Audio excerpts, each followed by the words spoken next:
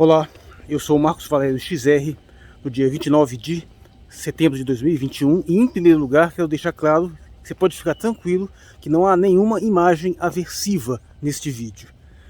Eu vou falar brevemente sobre alguns tipos de fobias, mais especificamente de entomofobia relativas a insetos, a larvas, ofidiofobia, aracnofobia, mas não vai ter nenhuma imagem capaz de despertar essas fobias, ok? Vai ter no máximo assim isso aqui, ó, o Homem-Aranha, uma mulher cobra, qualquer coisa nesse sentido. Isso é curioso porque eu percebi há muito tempo uma inacreditável bizarrice nessa internet. Por mais maravilhosa que ela seja, ela se tornou, a não ser para usuários muito mais espertos, ela se tornou inútil para qualquer pessoa que queira pesquisar sobre uma fobia que ela tenha, no sentido de até se tratar. Não dá. Porque no momento que você digitar o nome daquilo ali, a primeira coisa que aparece é uma imagem gigante da coisa que causa essa fobia. Então, o infeliz vai lá pesquisar. Até, por exemplo, uma coisa do tipo tripofobia, né? Tripofobia é aquela aversão a estruturas assim que tem furos irregulares. E ela digita isso e a primeira coisa que aparece é uma imagem aversiva. E nós sabemos muito bem que dependendo do nível desse tipo de fobia, as pessoas não conseguem nem olhar para essas coisas. Eu digo com uma experiência própria porque eu mesmo tenho, ou pelo menos tive, algum grau de aracnofobia. Só que eu tive que superar em grande parte, né? Porque primeiro que na condição de pai de menina, né, eu tive mais de uma situação que eu tive que matar aranhas relativamente grandes, assustando minhas filhas, ó. E acabei vindo trabalhar num local que tem bastante aranha, então acabei tendo que me acostumar. Outro dia eu tive que lutar contra uma aranha enorme, até matar a desgraçada. Então, às vezes você acaba sendo forçado a lidar com determinadas situações. Mas tem pessoas que são situações nas quais, por exemplo, ela não suporta ver uma imagem de uma cobra. Às vezes, por exemplo, quem tem fobia de cobra, minha mãe tinha muito isso. Ela tem agonia de olhar, por exemplo, determinadas bolsas assim que têm uma aparência que parece cobra. Eu conheço também pessoas que têm uma fobia de larvas, geralmente de vermes, assim, que tem dificuldade muito grande, às vezes, até pegar objetos parecidos com aquilo.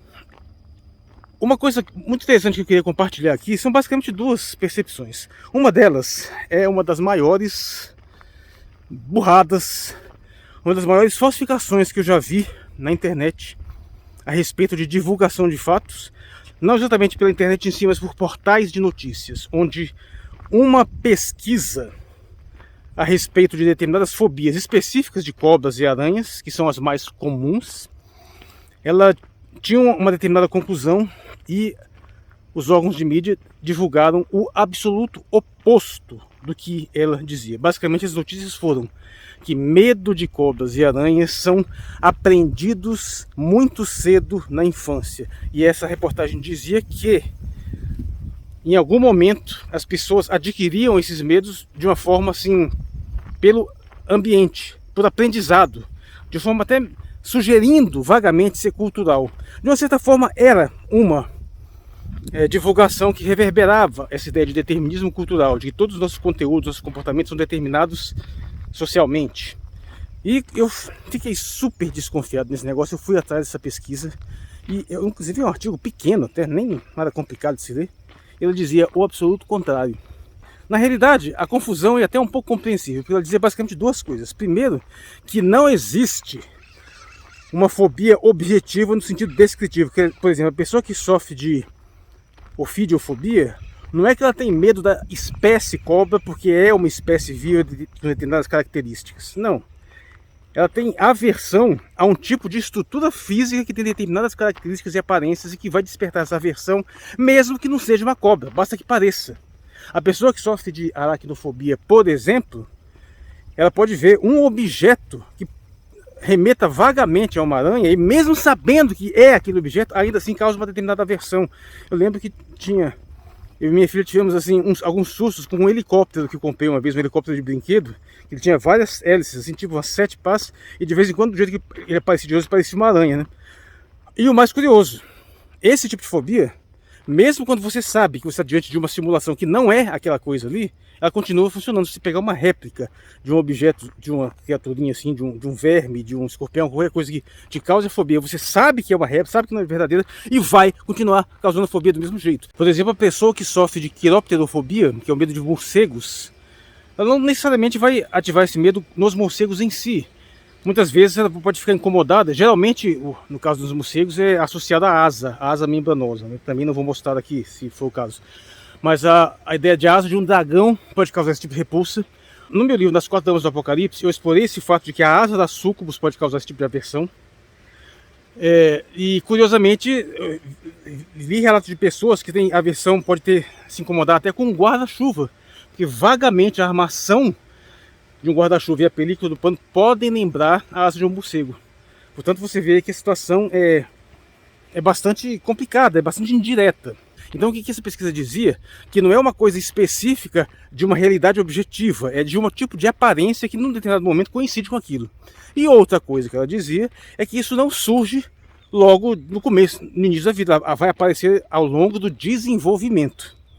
Então, é tipo aquela coisa, você manifesta determinadas características ao longo da vida, mas não quer dizer que elas foram aprendidas. As mulheres vão desenvolver seios ao longo de determinado momento da vida, os homens vão desenvolver peitos pubianos ao longo de determinado momento. Comportamentos também podem acontecer assim, coisas que são inatas, que você vai ter, vão surgir apenas em estágios posteriores. Então ela dizia isso, e o camarada pegou essa reportagem e leu mal lido e disse que as pessoas aprendiam o medo de cobras e aranhas. Cobras e aranhas são os exemplos mais claros. Por quê? Porque, na realidade, há um recorte, fazendo recortes por gêneros, é um pouco difícil você pesquisar isso, mas eu já observei isso tanto como experiência pessoal, quanto experiência própria conversando com pessoas, e algumas pesquisas também, que eu já vi listas nesse sentido. Mas que a maior parte das mulheres que têm fobia a algum tipo de animal específico, geralmente é cobra, ou lagartos, assim, coisas parecidas, às vezes vermes. E no caso de homens, a maioria é aranha, que é a aracnofobia, é mais comum.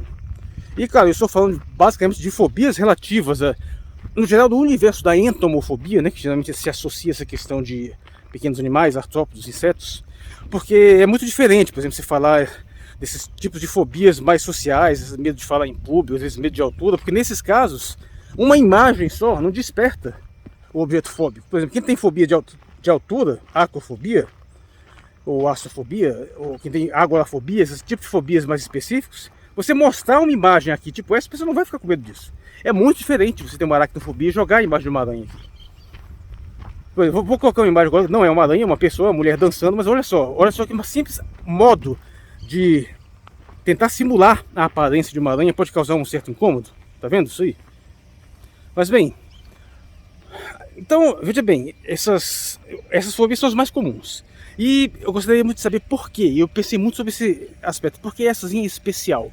E eu desenvolvi uma explicação pessoal, uma tese que há muito me intriga, mas que eu acho que há um sentido simbólico nessa questão. Acho que é uma relevância.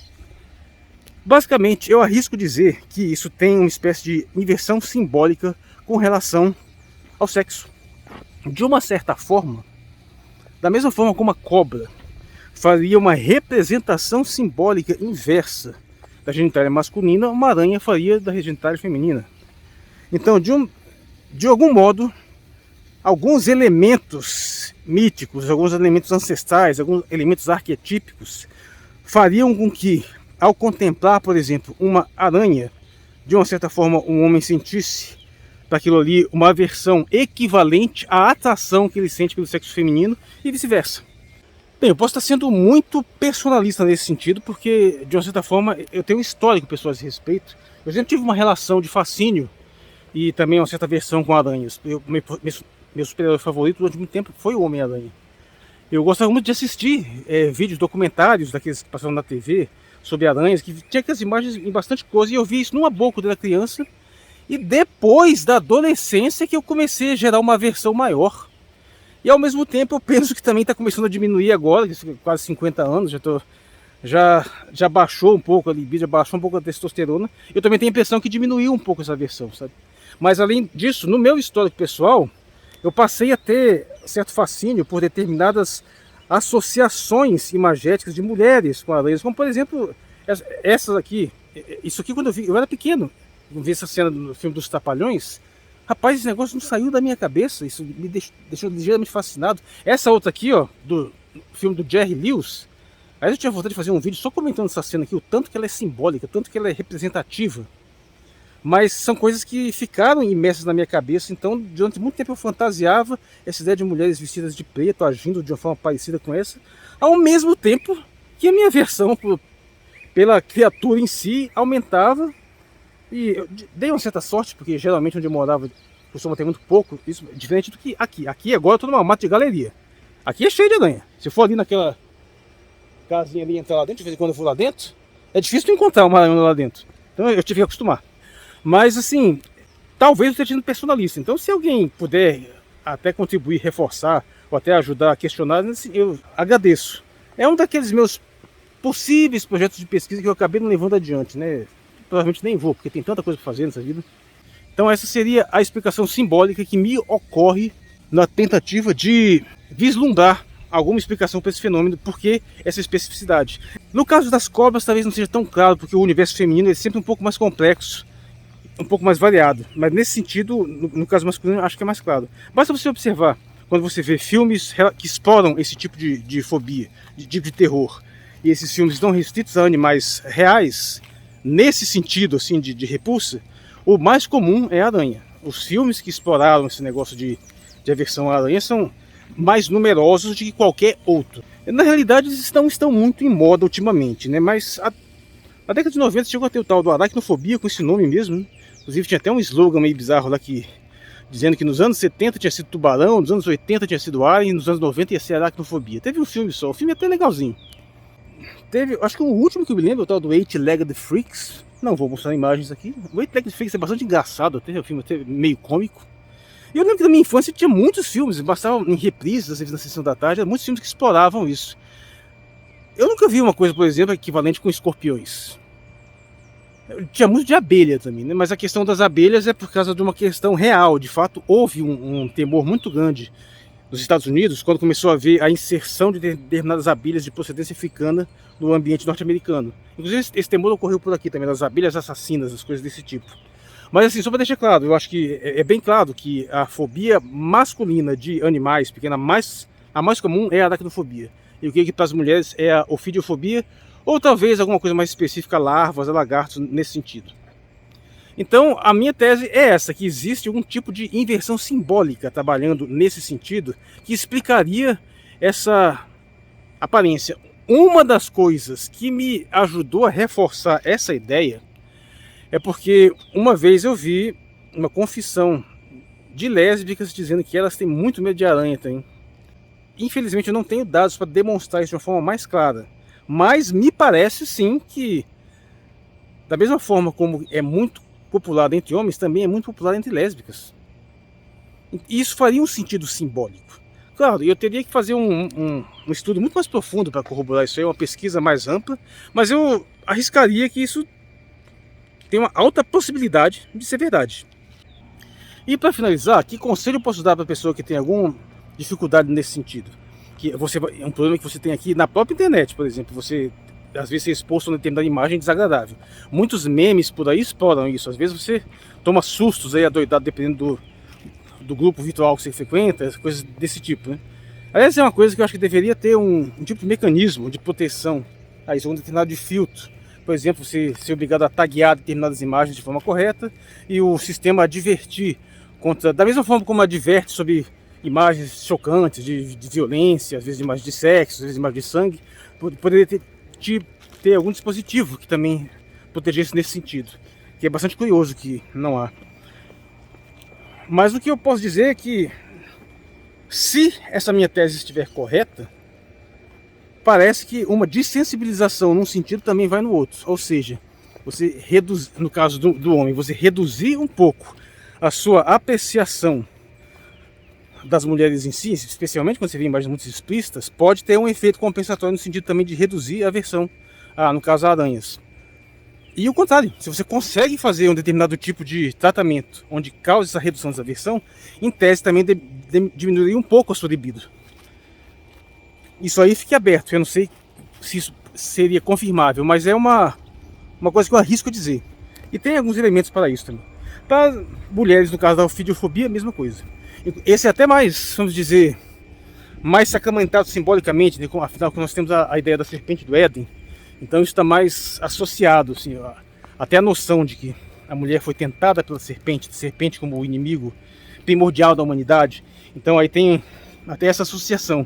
Eu não me lembro nada da mitologia ocidental a respeito de aranhas nesse sentido. Existe na mitologia africana, mas mesmo assim não de uma forma aversiva. No mais, existem tratamentos por aí para esse tipo de fobias.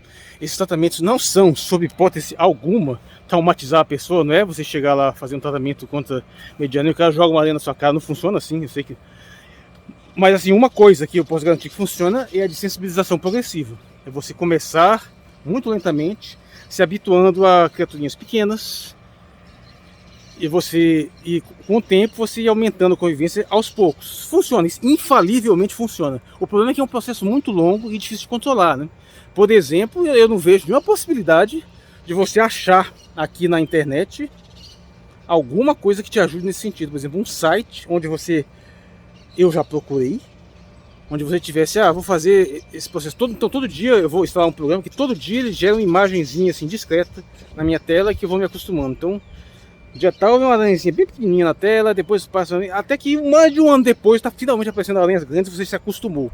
Em tese isso seria possível, mas dificilmente isso vai funcionar devidamente, até porque tem sempre um maldito de um algoritmo que está sempre rastreando as coisas que você vê, aí ele descobre que você está fazendo isso e o cara vai, em algum momento, vai e joga um treco gigante na tua cara.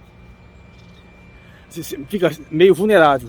Então as outras abordagens terapêuticas costumam ser por meios também indiretos, como por exemplo, você desensibilizar o medo de cobras, por exemplo, fazendo com que a pessoa se acostume a ver coisas que poderiam lembrar a aparência de uma cobra, como por exemplo um galho, ou de repente assim, um cinto, e vai colocando as coisas que tem uma vaga semelhança, mas a pessoa vai se acostumando a ver de uma forma mais assim progressiva e indiretamente causando uma desensibilização naquele objeto de fobia em si. Ou seja, você ataca por aquele princípio de que você não existe a fobia daquela criatura em si como se fosse conceitual, como se tivesse um gene lá, você vai ter fobias de uma criatura da classe tal, da estrutura tal, que tem nas características. Não, você tem fobia de tais características que vão despertar a reação aversiva, mesmo que não venham naquele animal, naquela criatura em si. O fato é que aquela criatura, por algum acaso, reúne a maior parte das características que caracterizam aquela fobia.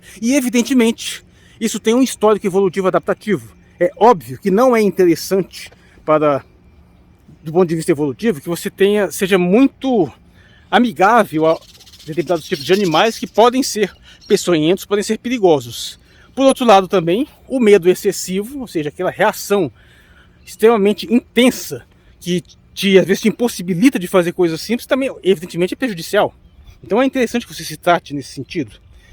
E em última instância tem drogas, né? Existem medicamentos que podem ser utilizados para tratar esse tipo de problema. Mas assim, eu não queria me alongar muito, é mais uns recados gerais, eu queria levantar essa possibilidade dessa tese. É uma coisa que eu teria que desenvolver mais, mas me parece uma associação simbólica válida.